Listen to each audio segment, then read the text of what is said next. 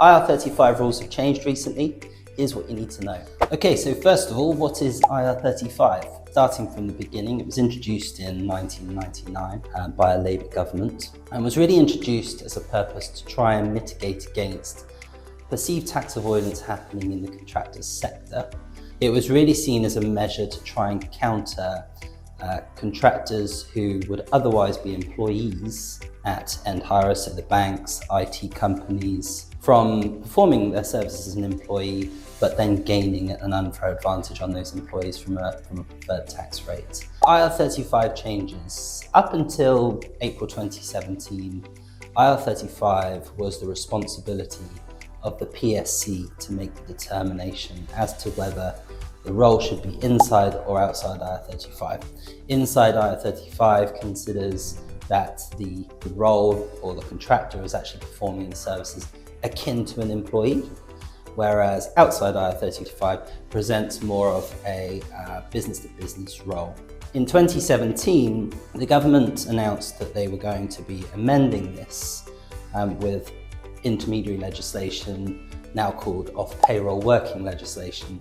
And this was initially rolled out to the public sector and focused on ensuring that the public sector companies were operating their contractors in the most effective way possible. And the importance for off-payroll working was that the responsibility for assessing inside or outside IR35 determination was now up to the company utilising the services of the contractors, not the contractors themselves. So how would clients be affected by the recent changes? This is going to really depend whether you are an end client hiring the use of contractors, a recruitment agency facilitating the supply of contractors, or indeed a contractor yourself. But really the essential change is that liability for tax or underassessment of tax from IR35 is pushed up the supply chain.